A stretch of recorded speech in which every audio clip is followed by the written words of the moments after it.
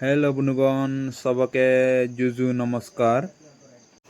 আজকে দেখাম আপনারা খাইবার জিঞ্জো জিনিস। এগুলো দেখবে কেলা, এগুলো দেখবে আনারস, এগুলো গোয়েবা, আরও এগুলো মক্কে।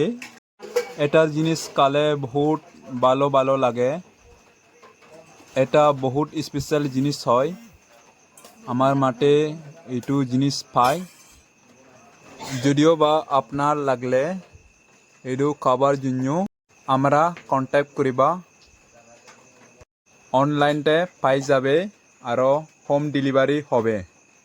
যদিও বা আপনার ব্লগ ভালো লাগছেন, অনুগ্রহ করে আমার ভিডিওকে লাইক, কমেন্ট আর শেয়ার আর সাবস্ক্রাইব করিবা।